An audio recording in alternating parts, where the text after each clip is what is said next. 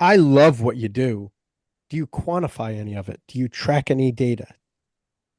The only I need to. The only data I've ever tracked was I took did verticals right before camp started, and then I did verticals every single day through camp.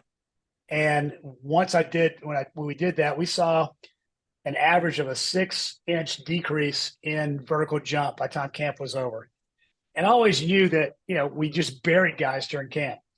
Those 30 days of not programming practice where we have enough recovery time.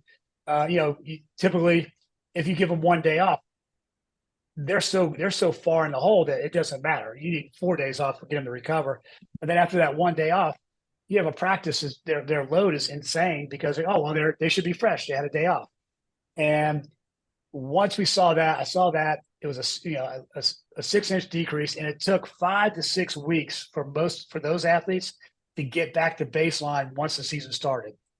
So when I looked at that, I said, okay, if we regulated practice to a point where we could get guys recovered, especially the 10 days prior to the first kickoff, you're going to be faster than everybody else in the country, but you have that 6-week window of you're going to be faster than everybody else because they're going to be still down because everybody does the same shit in camp. Yeah. So everybody's slow as hell first game. You just can't tell because everybody got beat down. So if you program camp to where you came out fresh, you're going to be faster than the team you're playing. Plus the fact that you have a 6-week window to stay faster than everyone. If you're doing speed work in season 2, that you can dominate speed wise for almost 6 weeks before they catch up to you. But with your coaching, the technical aspect of the game, how do you know what you're doing is right? How are you measuring it? And granted, you've never taken a job that you've really been in a position to do this, but like if someone comes down, how are you justifying your existence? Like the traditional guy can be like, well, hey, everyone got faster. Everyone's bench, squat, deadlift went up. I'm doing my job. How are you saying I'm doing my job? Like, hey, measure something for me. How are you saying that these guys are tackling better? How are these routes getting run better? Most coaches will say by wins and losses, but you can do that in spite of yourself. You can win or lose in spite of yourself. Um, from a standpoint, you're never going to be technically good enough in tackling. We're still not good enough. You can look at data of missed tackles in a game because we have the data of missed tackles versus how many tackles we actually made. We look at data of from the vision cognition standpoint of how many drops are in practice, how many drops are in games. That's easy to quantify. So what you're doing will improve hand-eye coordination? Yeah, because we go from working on depth perception, on peripheral vision, on the cognitive aspects of finding different objects and different colors and different numbers and if it's timed, then we go into that. We'll catch 500 different type of balls. So we go from the vision aspect of it to the mechanical aspect of it. So we'll use Hiko sticks. We'll use weighted footballs. We'll use regular football with either colors or numbered. We use different colored balls where they're catching and solving math problems or everything's color coded where you're yelling out different colors while you're catching. We use hand weights on their wrists so that they have to move their wrists and get to the ball faster. You take basically it's like overspeed for your hands, so you get your hands up quicker when you come in and out of your break. So we'll do it with wristbands, wrist weights on. Then we take the wrist weights off, and we catch about probably 500 balls when we do it. Is And we this do all it in a the few times a machine? week. And you're doing all this stuff too? Yeah. When do you go home? My kids are grown, man. I don't have to worry about it. My kids are all working. Like my kid, so my kids all have jobs. So you know, it's I got one I've taught, and I do me and one assistant do all the return to play too. You got your So, fingers in all the pies there, Kurt, mate, huh? And That's how I quantify my job. I go back to his question. That's how I quantify my job. Is these are all the things we do. Who else in the country is doing this? No one. So, I've never had to quantify it though. Never had to say. No one's ever came to me quantify your job. yeah. Well, it's because you always pick the right job. Hey, Brooker, you got to bounce The now, right right? job. I got a boogie. Kurt, super nice to meet you, mate. Brooker, Good go. luck. You Mate, keep too. going. Thanks. This is Yep. awesome. Yep. Good work. Hope to speak to you again, Kurt. All the best, buddy. All right, bro. Thanks, man. So, so this is what's you only get a This is certain what's that? complexing to you. It's like very vexing to you. I'm looking at your face, man. Like Well, you're like, what the hell? yeah, dude. Because there's so many things that you need to control and so many things that you can control. But there's only so many hours in a day, and the NCAA regulates the amount of time that everyone's allowed to spend Yeah, with each person and each, right. so like how do you Because organize all this bullshit? like a lot with the vision stuff and all, they'll come back on their own, and we'll work on it. Like I'll say, okay, if we want to work on this, let's do it because we're a morning team. So like we finish practice by typically 10:45, 11 o'clock. So our day starts at 5:30 in the morning with like breakfast, training room, um, locker room. Then 7 o'clock meetings. And then we go out in the field, practice, come back, lift, and then they have the rest of the day. Almost all their classes are online now. They can do them whenever. So they'll either come in before, like I do a lot of return to play at between 5:30 and 6:30 in the morning. So I got a lot of guys coming in the weight room. We do all our return to play. And then we do some of them in, the guys who had surgery, we do those during practice. Um, so once I warm up the team, I don't have anything else to do. So we do all the return to play. Then, after we lift, they'll go eat lunch, and then some guys will come back if they want to do, depends on what they want to work on. And a lot of stuff, it's like, it's voluntary. So all the eye work drill, all the visual stuff, all the perception, all the hand-eye coordination, that's voluntary work. Yeah, How about the tackling stuff? Voluntary? no, we will do that in the workout itself. That's part of our,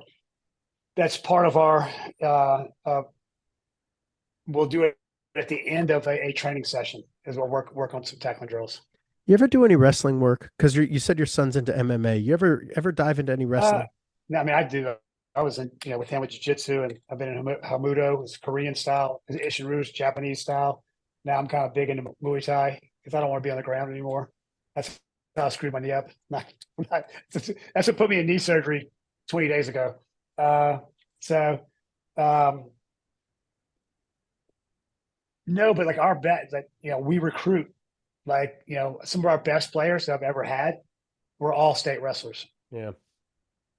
Yeah, I think a lot more football needs the tackling needs to be. I think you guys could break out wrestling mats and literally teach double leg, single leg, high crotch, duck unders, all that Well, stuff. yeah, a lot of that, like that's kind of part of rugby tackling is we teach it's a single leg, like it's a single leg shoot, pick up, drive them into the ground. It's Yep. like a single leg takedown. It's a single leg. We got double leg takedown, single leg takedown. Basically, um, so we have some jiu-jitsu mats in the indoor, and but we use those mostly for tumbling, for rolling and tumbling, Hmm. teaching them how to fall, how to roll without Yeah. sticking their hand out, dislocating the elbow, breaking a wrist, destroying their shoulder. But we'll do all the takedowns. We have these big crash mats so that they can pick them up and drive them into the mat, and with a lot of force, and no one gets hurt. You're on a big ass mat.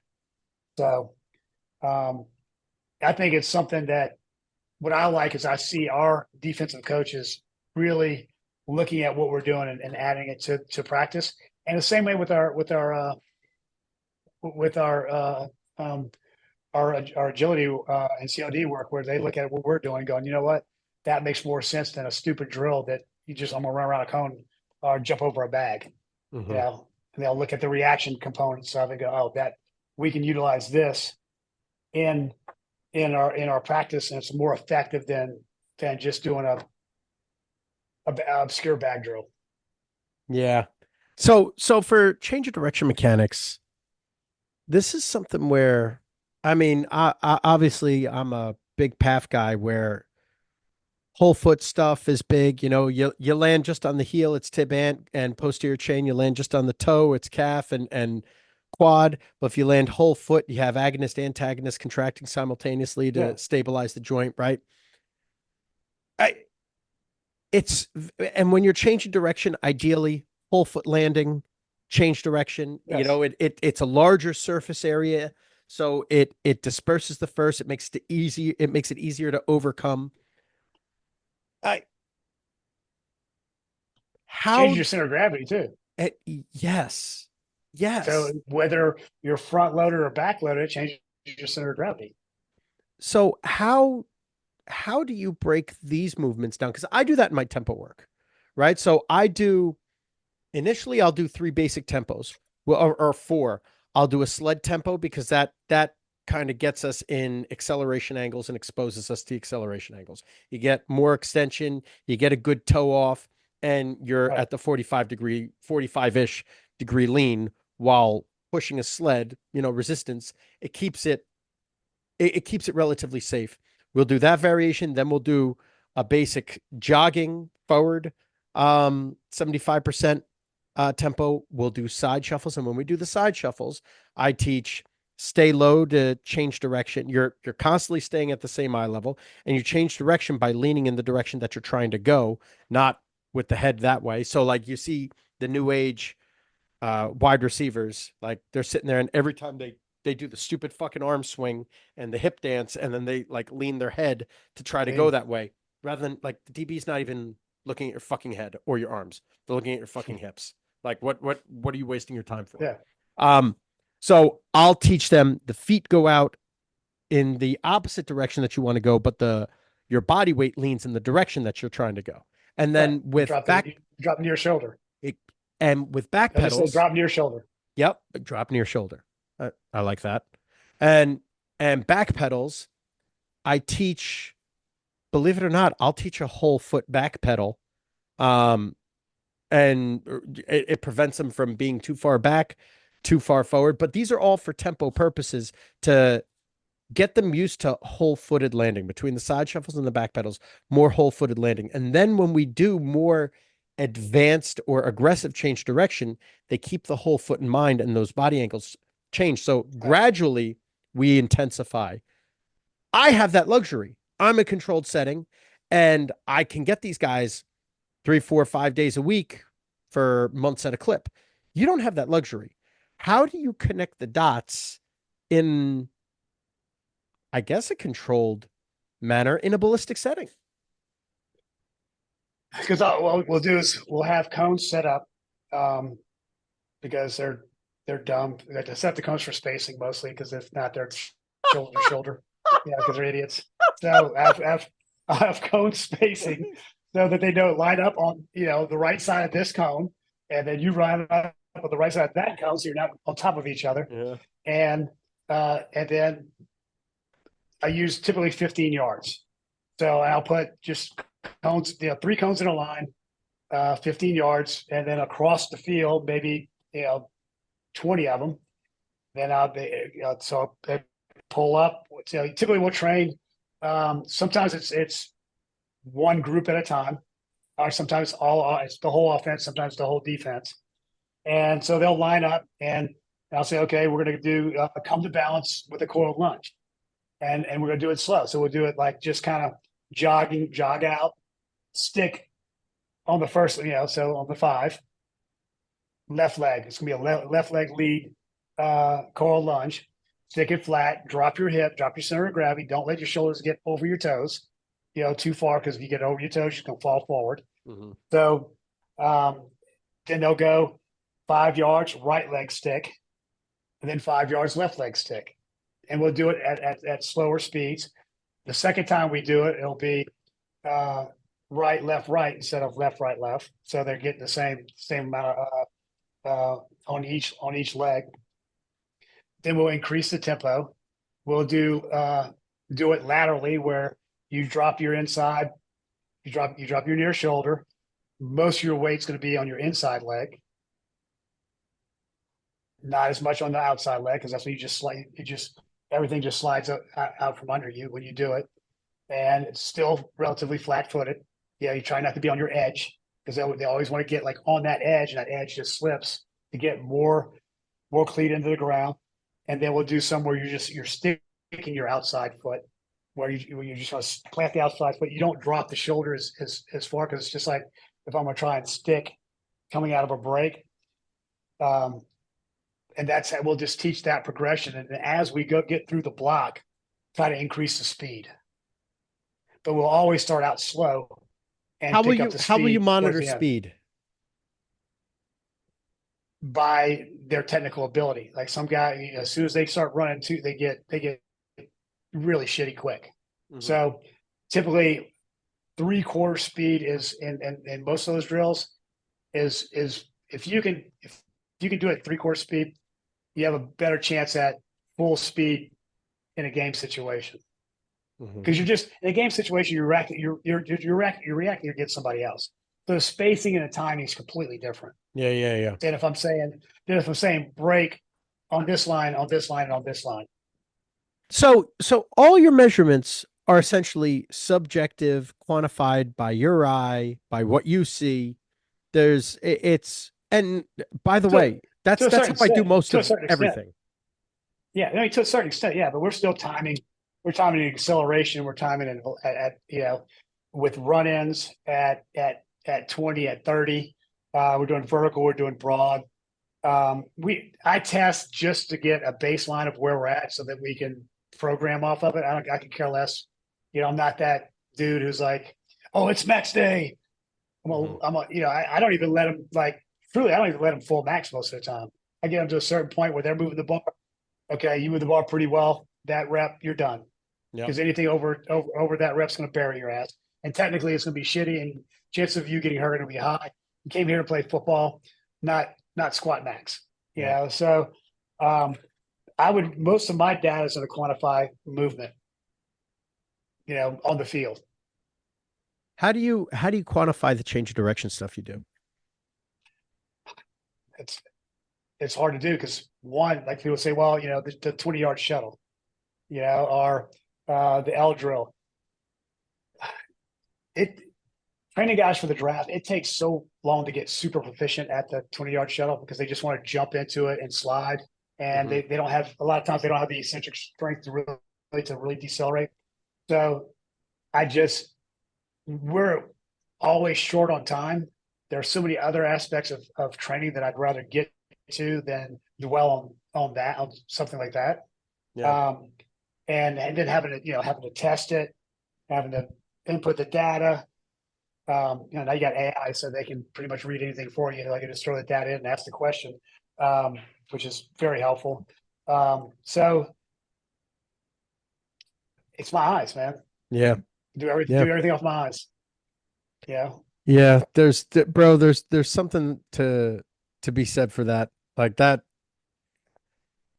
The coach's eye, I mean, we like looking at a lot of metrics, and I don't even need to break out the stopwatch to know this is a good rep, that's a bad rep, or the move factor X, or the tendo unit, or even the timing gates, right? Like, I know it looks good, and it's like Charlie said, if it don't look right, it don't fly right, But to systemize, to pass on to your coaches, like you have hundreds of thousands of reps that you've seen in your life. Yes. So it's you have that to go off of. And I always think too, from a business perspective, from a court perspective, right? Because when you own a business, you're liable. And if we were to read in an open court, well, how did you know, Mike? Well, I just saw it. Well, give me something more than You know what I mean? So how can I quantify these types of things? And I just don't fucking know what the right drill is, what the right movement is. Is it ground contact time? Are we looking at vectors of this and that and the other? Man, I just don't fucking know what it is that I'm quantifying when I say cut it. You know what I mean? Like, nope, that's the last rep you fucking got. Something in me is telling me that it's just not going to be good after this. The thing is, even on, if you're looking at game data off of GPS, I mean, looking at the deceleration, looking at how their decelerations, looking at their accelerations, you still really, if you looked at you overlap that with your whatever your like 10-yard acceleration with a 20-yard shuttle, with a horizontal jump, with a vertical jump. I still don't know if it's going to tell you what athlete from that standpoint is going to be the better athlete. I think especially in anything that's changing direction, agility based, it's like, for me, I think it's the more reaction based stuff you do, the better. Because I think if you do just a regular cone drill, I think you only put a certain amount of force in the ground. But when it's reaction based, I think the force in the ground is much greater than you can if you just running to a cone, sticking, running here and sticking. That if someone's coming at me and I got to make a cut, it's going to be a harder cut than if it's something that's programmed. So the more you do it, the more reactive you become, and I think the more explosive you become. So you ever use the blaze pods? The little things that light up. Oh, the little lights, the light up, yeah. Yeah. I know what you're talking about. I've never used them. So we have them. We've used them with some of our ACL rehabs just to get them on. And I don't think it's that they're moving faster, right? When reaction time, I don't think it's that they're moving faster. I think it's that they can't anticipate the landing, so the mechanics aren't proficient, which makes it seem as though they can't overcome the force with the change of direction. Does that make sense? Yeah. It makes sense, but I think it too, like, you're looking down at that light, and you're, like you said, you're trying to anticipate which light's going to blink. But with a human, I think it's a little different. I think it's a little different as far as where your eyes are targeted, how you react to their you might be reacting to the slightest body movement, and the fact that the speed is going to be much faster. So the impacts, whatever the force you put in the ground to change your direction is going to be at a greater load. I think. Yeah, I gotta Can't measure quantify that. it, but I was gonna say, yeah, I gotta see that because I can see it going. Well, you're responding to the stimuli, so like you're fucking juiced, ready to go. Yeah. But I also see, because of the anticipation, and the tentativeness. Like think about guys that aren't used to the ready, set, go, right? And they never have good starts, but they're still responding to the stimuli, right? Like, or someone that's going off of someone else's first movement and they don't have a good start and they don't have the powerful start. It's because like they're even though they're responding to that stimuli, they're too tentative, and because of their lack, they're second guessing. Yeah, and then it makes it weaker, right? So you got to expose them to that. Right. So I think you got two different. You got the athletes that will second guess themselves. I think the force output's not going to be as great. The athletes that are very confident and have better vision, they're going to have better reaction, and it's going to be a greater. The force is going to be greater in that reaction, because I think it's going to start with the eyes. Again, it'll start with their eyes. They see, the better athlete's going to see at a different level, and you can't quantify. You can't say, okay, well, this athlete's got better vision than this athlete. That's why he's quicker. That's why he decelerates fast. That's why it's like I said, some of this stuff we try to quantify every single thing, and some of this stuff I just don't think it's unquantifiable because the movement patterns, the chaos of the game is so complex. I don't think we can do it. Yeah. Yeah. Even I had a conversation with Bondarchuk, which was like a crazy conversation because he speaks very little English, and talking about his system of how he trained throwers. And I said, I think you can do it to a certain extent with American football. And he says, Kirk, you can't, because throwing is such a you have distinct qualities, and you're developing towards one huge meet.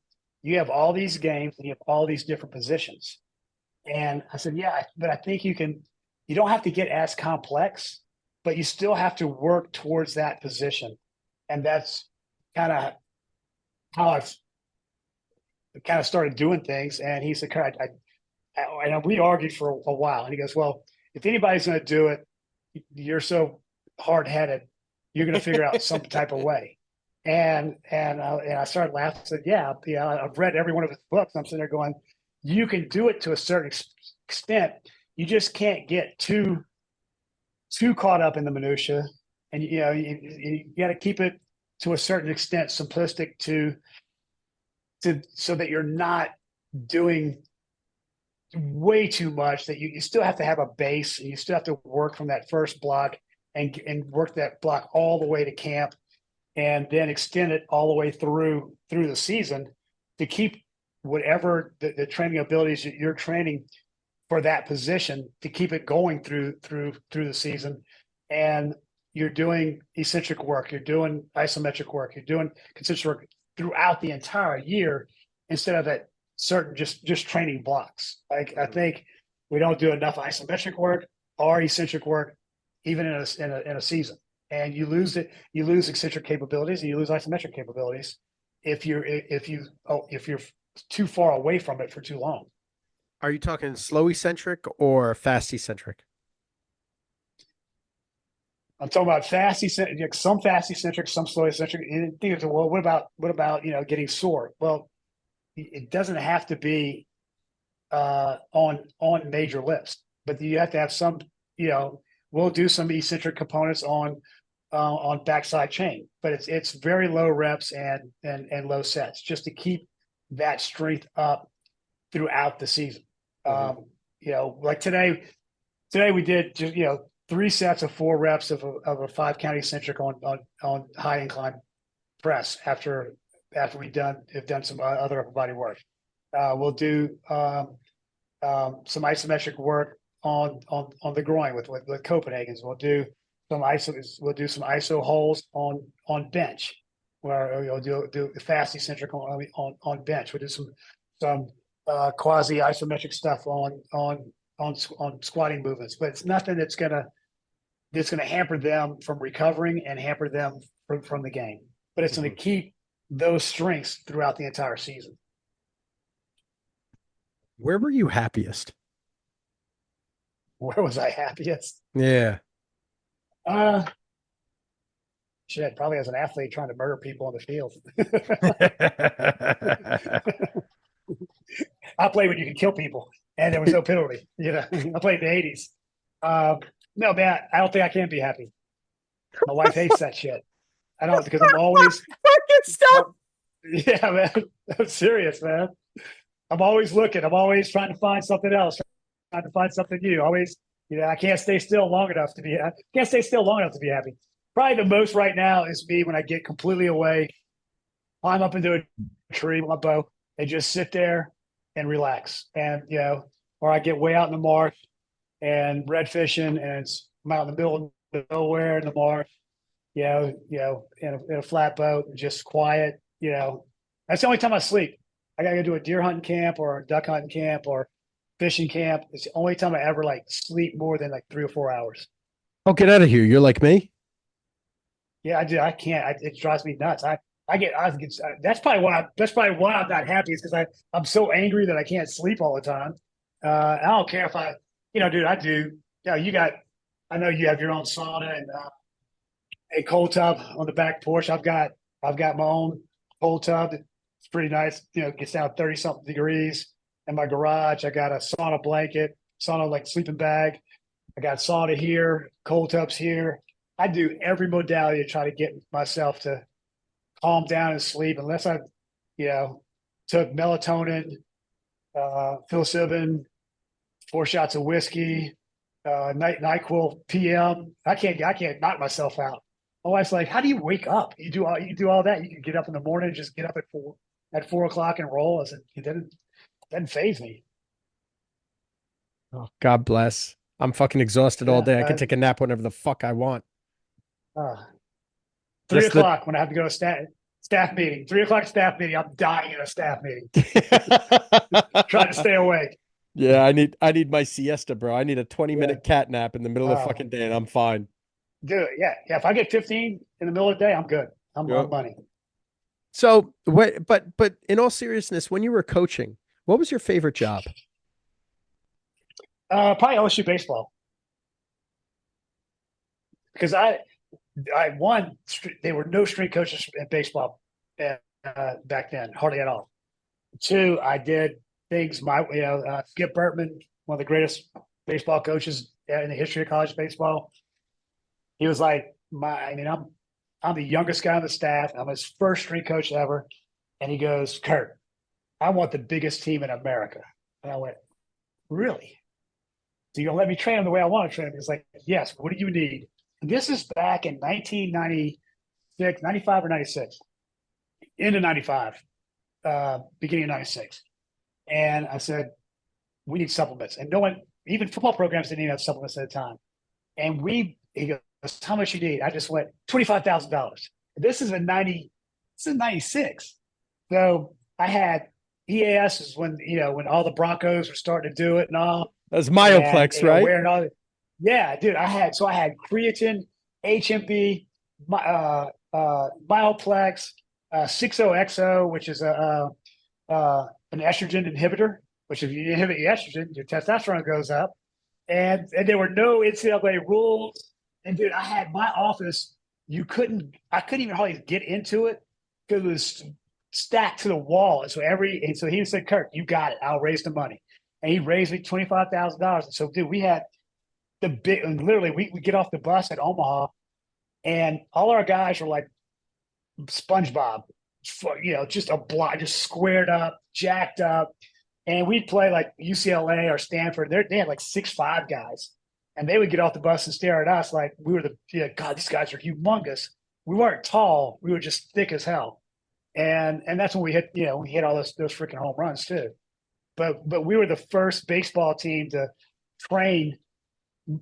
Skip had this thing about recruiting really good high school football players who were like FCS football players, but they were big time baseball players. So they grew up in football, very physical, different than a guy who just plays baseball his whole life. Mm-hmm. They were a little more physical. They could get uncomfortable. It just being uncomfortable was no problem for them.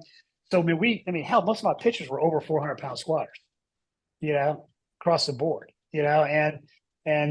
so that was, and he treated me like he was the first coach that really treated me well, because strength staff got treated like shit back then. You weren't even, you were below the equipment guy, the GA equipment guy. You just weren't respected at all. You were just, it's a necessary evil. We have to pay this guy, and he was the one guy that, really helped. He really helped me with my career across the board. How come you didn't stay in baseball? I had a chance when I was at Tulane. We're playing K-State, and LSU called me and wanted me to come back after 20 years, and just the amount of money I make versus how much baseball makes. I wouldn't want to do Major League Baseball. Major League Baseball's hard, man. Like No, fuck that. You got to travel and shit. Oh no, if you're not divorced, you're going to be divorced. It sucks. It's a terrible life. But college baseball is different, especially with what I like to do.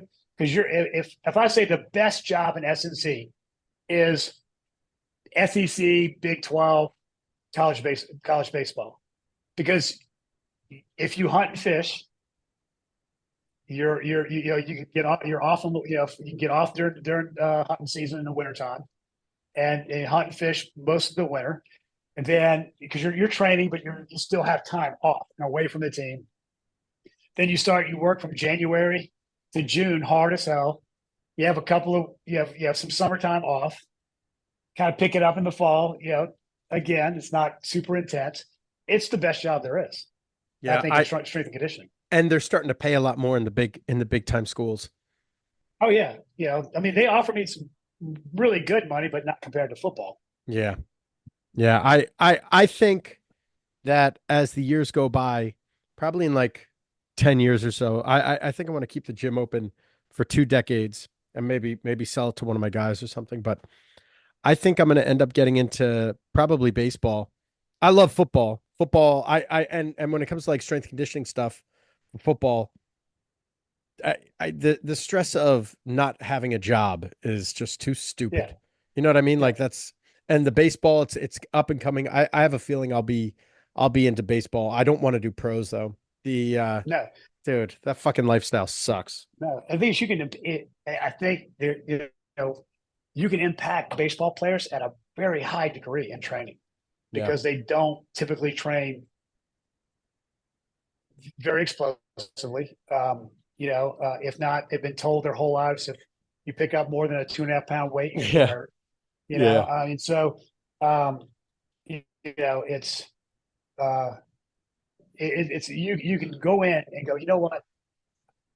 I can see that I have value with this club. Mm-hmm. Yeah. And especially with someone like me, with the needlework that I'm capable of, the extra Yes. the extra things that I could offer for any organization really, but specifically for baseball, where it's a sport where if you get a fucking hangnail, like you're out. You know what I mean? Yeah. Like it's Yeah. No whereas doubt. football, you break a finger, you break a hand, you're taping that Yeah. motherfucker up and using it as a club. Yeah. It's I I don't know. I really like the baseball culture. It's a cool culture of guys, bro. They're fucking bros. Yeah. They just chill. Yeah.